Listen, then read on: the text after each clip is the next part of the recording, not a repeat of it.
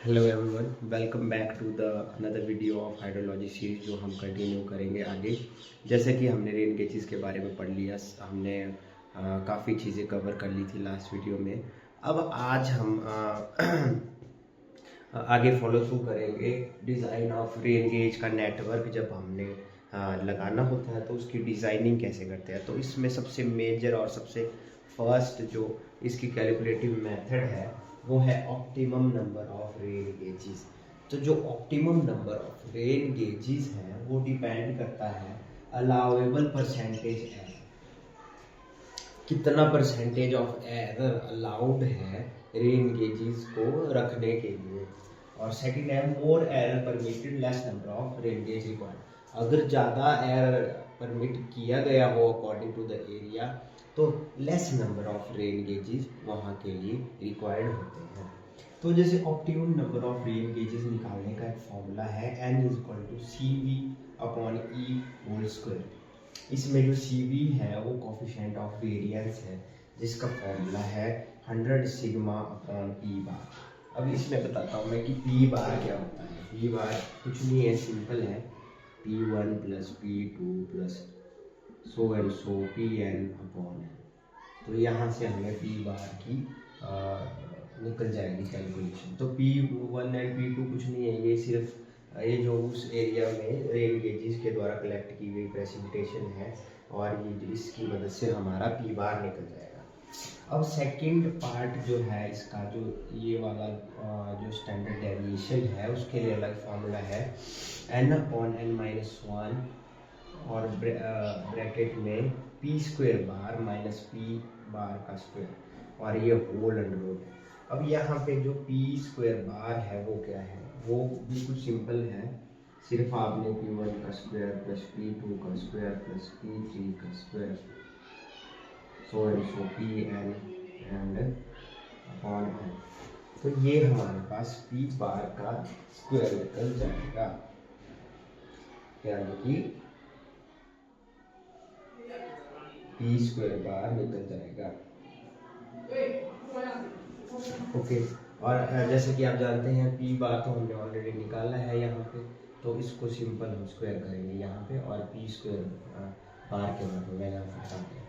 अब एक और चीज़ है इसमें, जो स्टैंडर्ड एरर E डैश जो स्टैंडर्ड हमारा फिक्स होगा वो कैसे निकलेगा, वो CV upon under root n से निकल जाएगा। तो इसके बारे में मैं आपको समझाता हूँ कि एक HP कोई स्टेट है, जैसे हिमाचल प्रदेश ले लेता हूँ, वहाँ पे रेन गेजेस लगे हुए हैं 1 2 3 और n जो है existing number of rain gauges जो ऑलरेडी लगे हुए हैं। अब हमने कुछ चेंजेस लाने हैं इसमें, तो कितने चेंजेस लाने पड़ेंगे वो हम इसके थ्रू देखते हैं, स्टैंडर्ड एरर के थ्रू। फिर हम एडिशनल रिक्वायर्ड कितने रेन गेजेस हैं उसको निकालते हैं। तो जैसे कि वहाँ पे 1 2 3 रेन गेजेस लगे हुए हैं, तो इसका फॉर्मूला है CV upon under root n। तो इधर 3 रेन गेजेस हैं तो 3 होएगा, इधर से ये वैल्यू निकल के आई। ऐसे मान लो कि ये वैल्यू 12% निकल के आती है जब हम CV की वैल्यू पुट करेंगे।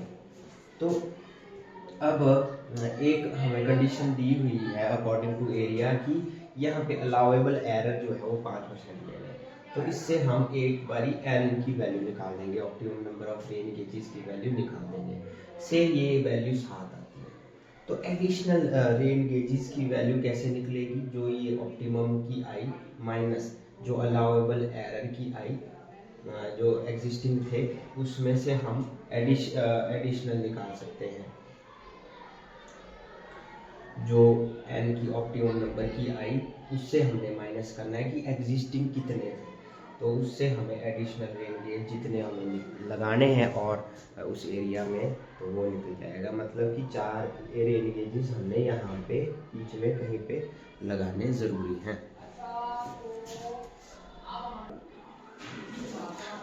अब मैं आपको एक क्वेश्चन के थ्रू समझाना चाहता हूँ कि ये पूरी प्रोसेस जो रेन गेजेस की नेटवर्क की है कैसे कैलकुलेट किया जाता है, कितने रेन गेजेस रिक्वायर्ड है, optimum number of rain gauges कितने हैं, एडिशनल कितने रिक्वायर्ड है। तो उसके निकालने के लिए एक क्वेश्चन की मदद से हम समझते हैं। ये कोई कैचमेंट एरिया है जहाँ पे हमने रेन गेजेस इंस्टॉल किए हैं A B C D E and F। तो ये वहाँ पे जो रिकॉर्डेड रेन गेजेस पे रिकॉर्डेड प्रेसिपिटेशन की वैल्यूज हैं, ये पहले, दूसरे, तीसरे, इसके लिए। तो नंबर ऑफ रेन गेजेस जो हमारे पास एग्जिस्टिंग है वो 6। अब फर्स्ट स्टेप है mean rainfall of existing rain gauge निकालना। तो ये हमारे पास पहला स्टेप है, पहले मीन रेनफॉल निकालते हैं।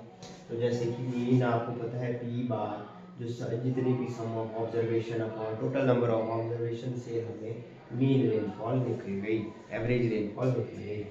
अब mean of square of rainfall, अब ये भी रिक्वायर्ड है क्योंकि यहाँ पे हमें वैल्यूज रखनी है। तो mean of square of rainfall भी ऐसे पी स्क्वायर बार जो है वो निकाल दिया, पी स्क्वायर बार हमारे पास ये आया।